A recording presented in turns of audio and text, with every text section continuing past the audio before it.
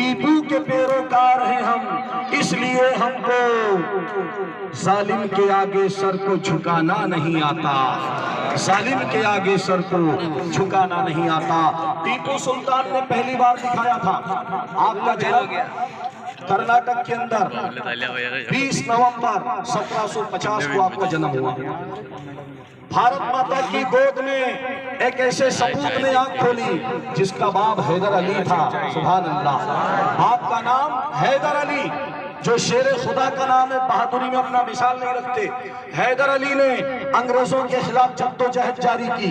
1750 में टीपू सुल्तान पैदा हुआ और जिस उम्र में हजरत इस्माइल ने गर्दन पर छुरी चलाने के लिए अपने आप को पेश कर दिया था कि अब्बा जान आप मुझे अल्लाह के रास्ते में कुर्बान कर दो, मैं यकीनन साबिरीन में से आप मुझे पाओगे। उसी सुन्नत को जिंदा करते हुए 10 सालों की 3 ताकत को आपको 3 राजाओं के लश्कर एक तलवार का टूटा हुआ दस्ता था, आपके हाथों में निकाली। मालूम करने पे पता चला कि श्रीरंगपट्टनम के मठ के शंकराचार्य जो आपसे मिलने आए थे, वो अंगूठी सोने की उनको गिफ्ट की थी। सुल्तान ने अपने शुभ चिंतकों की गिफ्ट को अपनी उंगली से लगा लिया। मरते दम तक अंगूठी सुल्तान के हाथों में थी, राम नाम की, जिस पर राम का लफ्ज कुंदा था। मैं सिर्फ ये बताना चाहता हूँ कि टीपू सुल्तान हिंदुस्तान का वो बादशाह था जिसको आज बदनाम किया जाता है। टीपू सुल्तान की फौज में 19 जनरल थे, सिपह सालार सेनापति, 19 में से 10 गैर मुस्लिम थे। आपके राजपाट में 13 मंत्री थे, 13 में से 7 मंत्री गैर मुस्लिम थे। आपका वज़ीर आज़म पूर्णिया पंडित था, कौन नहीं जानता, ब्राह्मण। आपका सिपह सालार आज़म में सबसे बड़ा सेनापति कृष्ण राव था और आपका मजहब और फलसफे का उस्ताद पंडित गोवर्धन दास था। ये तारीख की किताबों में दर्ज है, आप देख सकते। कृष्ण राव था, उसने 156 मंदिरों को अतियात और जागीरें दी। अगर वो चाहता तो आसानी से अंग्रेजों के सामने झुक जाता और एक हुक्मरान की तरह रह सकता था।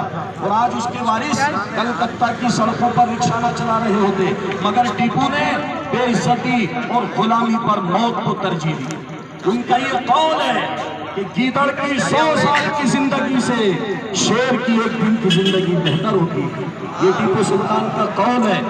आजाद हिंदुस्तान में आज जो लोग बिक गए, मराठे बिक गए, आज भी उनके औलादे राज कर रही इस देश में। और जिन्होंने अंग्रेजों से लोहा लिया, जिन्होंने अंग्रेजों के लिए अपना तन, अपना मन, अपना धन, अपनी जान तक, जिन्होंने अंग्रेजों के रास्ते में, जिन्होंने वतन के लिए कुर्बान कर दी, अंग्रेजों से जंग करते हुए कुर्बान कर दी, आज उनसे ही वफादारी का सबक मांगा जा रहा है, आज उनसे ही वफादारी का सर्टिफिकेट मांगा जा रहा है।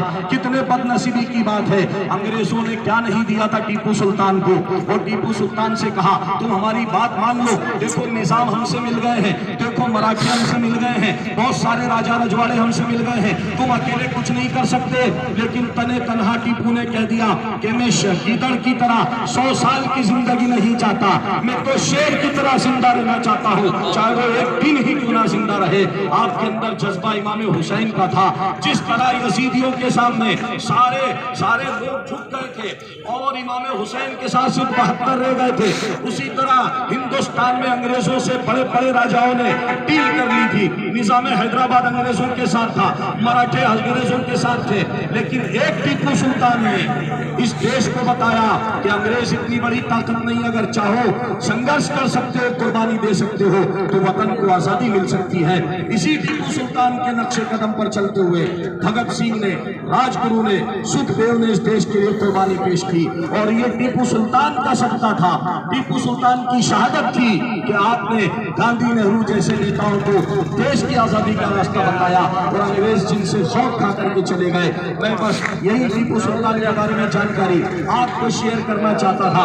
आज मेरे भाइयों जरूरत है, चाहे वो टीपू सुल्तान हो, डॉक्टर अल्लामा इकबाल हो, या फिर मौलाना मोहम्मद अली जौहर हो, खान अब्दुल गफ्फार खान हो, ऐसे देश के बड़े बड़े लीडर्स जिनको आज भुला दिया गया है, हम उनकी जयंती मनाने का एक प्रोग्राम शुरू कर रहे हैं। आप जैसे नौजवानों को जुड़ने की जरूरत है। अल्लाह ताला से दुआ है, अल्लाह ताला हमें अल्लामा इकबाल जैसा इश्क अता फरमाए, टीपू सुल्तान जैसी बहादुरी अता फरमाए और इमाम हुसैन की गुलामी का सदका अता फरमाए। शहीद के बारे में कुरान ने कहा, वला तकूनु लिमन युक्तलू फी सबीलिल्लाहि अमवात, जिन्हें अल्लाह के रास्ते में मौत आई है और जो शहीद हो गए उन्हें मुर्दा मत समझो। शहीद अमर होता है, वो मरता नहीं बल्कि मौत को मार देता।